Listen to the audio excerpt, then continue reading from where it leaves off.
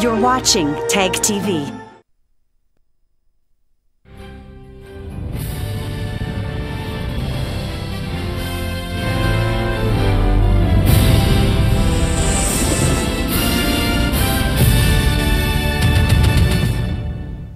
Good evening. Welcome to South Asia Newsline. I'm Lipakshi Khurana. Here are the top stories we're tracking for you on Monday, the 21st of January.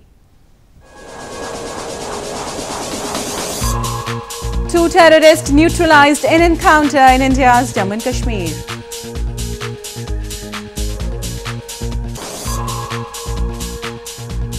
Afghanistan's Ashraf Ghani launches bid for second presidential term.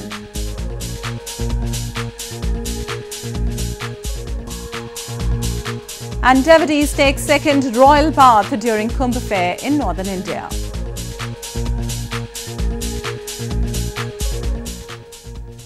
And now for all the details. Security forces gunned down 2 terrorists in an encounter in Budgam district of India's northern Jammu and Kashmir province on Monday. The area had been placed under cordon and search operations were still underway by the security forces till the last reports came in. 2 terrorists were neutralized in an encounter with security forces in Budgam district of India's northern Jammu and Kashmir province on Monday. The encounter broke out after security forces launched a cordon and search operation following information about presence of terrorists in Zinpanchal area of Budgam. The search operation turned into a gun battle after terrorists opened fire on the security forces. The area had been placed under cordon and search operations were still underway by the security forces till the last reports came in. सृजन sir अभी 2 आदमी तो counter कर दिए गए हैं, बाकी की देखभाल सर्चिंग जारी है, कहीं और छुपे हैं, उनको खोजने की कोशिश कर रहे हैं. Police in India's Jammu and Kashmir has claimed that more than 250 terrorists were killed in counter-terror operations by security forces in the province in the year 2018. India accuses neighbouring Pakistan of arming and infiltrating terrorists across the border to spread unrest in Kashmir Valley. Pakistan denies the allegations. In news from Pakistan, General Joseph L. Votel, commander of the U.S. Central Command or CENTCOM, on Sunday met Pakistan's Army Chief General Qamar Javed Bajwa to discuss regional security and Afghan peace process. Bajwa reiterated that peace in Afghanistan was vital for regional peace and Pakistan will support all efforts for it. A U.S. military delegation led by U.S. CENTCOM Commander General Joseph L. Votel called on Pakistan's Army Chief General Qamar Javed Bajwa on Sunday. A statement issued by Pakistan Army's media wing, ISPR, said that geostrategic environment, regional security and peace and reconciliation process in Afghanistan were discussed in the meeting. During the meeting, Bajwa reiterated that peace in Afghanistan was vital for regional peace and that Pakistan will support all efforts for it. The meeting came after the U.S. Special Peace Envoy Zalmay Khalilzad met top Pakistani foreign ministry officials and the army chief last Thursday to discuss peace in Afghanistan. Washington has long been pushing Islamabad to lean on Taliban leaders who it says are based in Pakistan to bring them to the negotiating table. It often accuses the South Asian nation of covertly sheltering Taliban leaders and charge Islamabad denies. Moving on, the rising level of unemployment in Gilgit-Baltistan is increasingly becoming a cause of worry for the locals. The Deputy Speaker of Gilgit-Baltistan Assembly recently lamented inability of Islamabad to address the youth unemployment crisis in the illegally occupied region.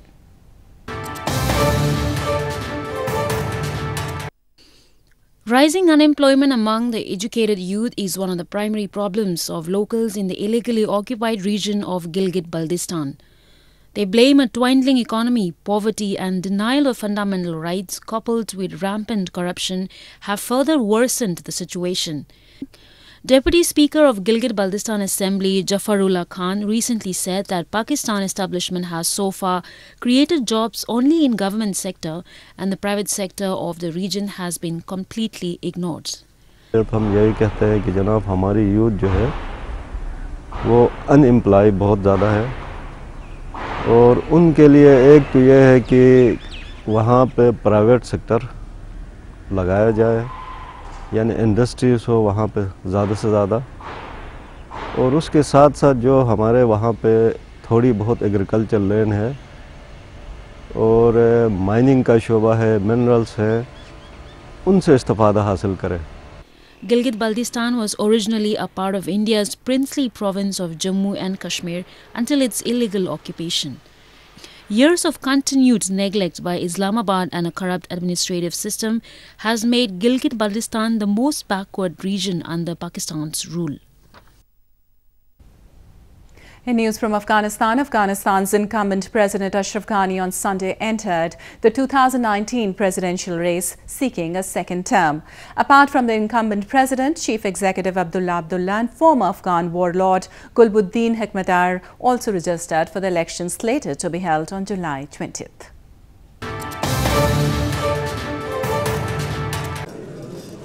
Afghan President Ashraf Ghani and Chief Executive Abdullah Abdullah on Sunday officially entered the race for July 20th presidential elections, setting up a rematch following 2014 presidential elections. One of Ghani's running mates is Amrullah Saleh, former head of Afghanistan's National Directorate of Security, who led the body from 2004 until his resignation in 2010. Incumbent Vice President Mohammad Sarwar Danish, who is also a prominent law expert, is running as Ghani's second vice president. پیشنهاد صلح برای نخستین بار از آدرس من صورت گرفت و این تیم متعهد به صلح است و صلح می‌آوریم. ایتیکت فرصت جلب اعتماد مردم و بالاخره در خدمت قرار گرفتن مردم داشته باشند. Meanwhile, the candidates who entered the election race on Sunday, apart from the incumbent president and chief executive, included former Afghan warlord Gulbuddin Hekmatyar and former National Security Advisor Mohammad Hanif Atmar. The registration process for presidential elections by the Independent Election Commission officially started on January 3rd. More news from Afghanistan. A suicide bomber on Sunday targeted a convoy of Logar provincial governor in southern Afghanistan. The provincial governor was left unharmed in the attack, but at least 8 Afghan security force members were killed. Taliban claimed responsibility for the attack.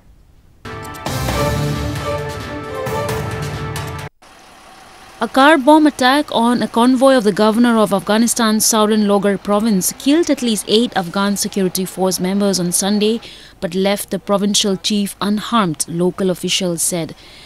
Shapur Ahmad Zai, the spokesman for Logar's provincial police, said the bomber detonated an explosive pack car close to the governor's convoy on a major highway between Logar and capital Kabul.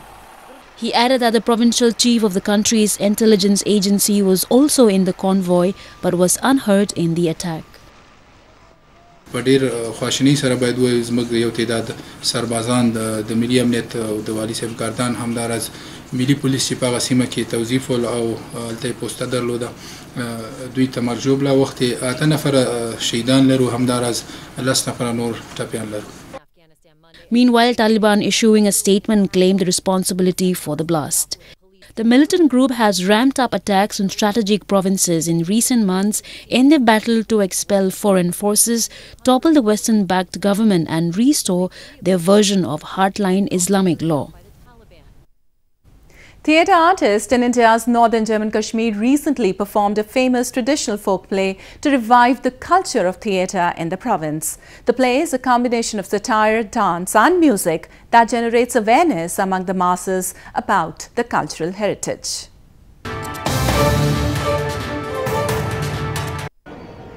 With an objective of reviving and preserving the culture of theatre in India's northern Jammu and Kashmir province, a traditional folk play Bhan Pathar was recently performed by the artists in Jammu, the winter capital of the province. The artists, dressed in colourful attires, danced to the tunes of traditional folk music, telling a tale of Kashmiris and their tribulations. Bhan Pathar is a loosely scripted performance by men who comment on contemporary social, political and religious issues through their art. The play combines satire, dance and music to generate awareness among the masses about the cultural heritage. ये हमारा रिवायती है, ये हमारे जाद अजदाद करते आए हैं, हमने भी इसमें शिरकत की है। हम इसलिए इसमें आए हैं क्योंकि हमें दिली शौक़ है और हम इसमें कुछ करना चाहते हैं, लोगों तक कोई मैसेज पहुंचाना चाहते हैं और स्पेशली जो कश्मीर का आर्ट एंड कल्चर है वो प्रमोट और प्रिजर्व करना चाहते हैं। से ये जानकारी मिलती है कि हमारा कश्मीर कैसे आगे आज बढ़ रहा है, मतलब पीछे जो फोक है इसको याद कर रहा है, जो मीरास हमने खोया है इसको हम कोई अभी इसे आगे ले जा रहा है। लेकिन हम मैं खुद एक राइटर हूँ तो मुझे दिलचस्पी है कि इन प्रोग्राम्स को देखने में, तो ऐसे प्रोग्राम्स इनेकाद होने चाहिए जो हमारे मतलब जो कश्मीर की हिस्ट्री है। Bhand Pathar was used as a medium in the past to inform the commoners about the important events happening in the province. But due to technological advancements in the field of media, the art form slowly lost its relevance and audience. The authorities in the province are now aiming to revive the dying art of folk theatre for the future generations. An elephant in India's southern Coimbatore city has become the center of attraction for many visitors for playing different tunes on a mouth organ with its trunk. The jumbo has been trained by its mehot during a 48-day-long rejuvenation camp for the elephants.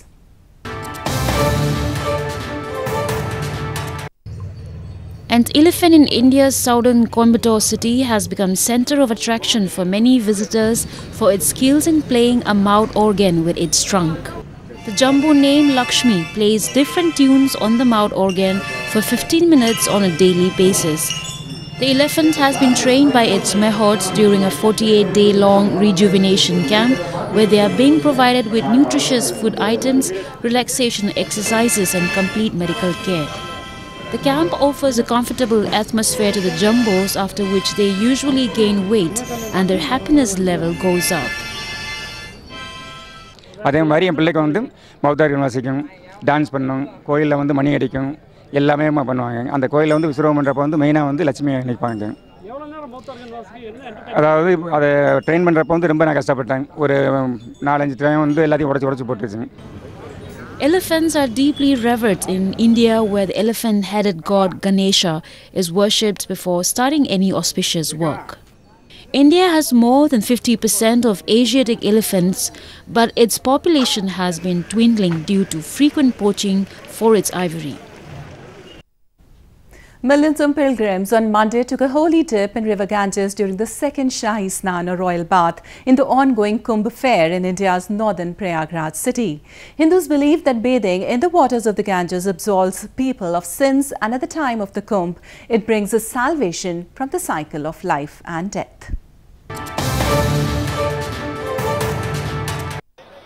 Millions of pilgrims on Monday gathered at the banks of holy river Ganges for the second Shahi Snan or royal bath during the ongoing Kumbh Mela or Pichu festival in India's northern Prayagraj city.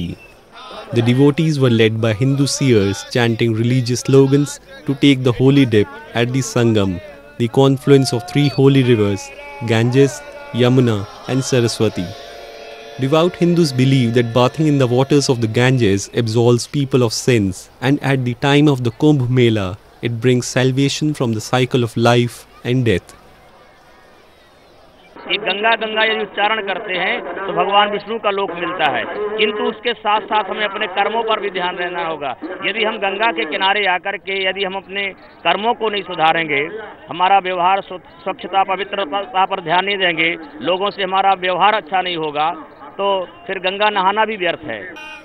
The Kumbh fair, which is more than 2000 years old, is a meeting point for Hindu seers, some of whom live in forests or Himalayan caves and come out only during this period.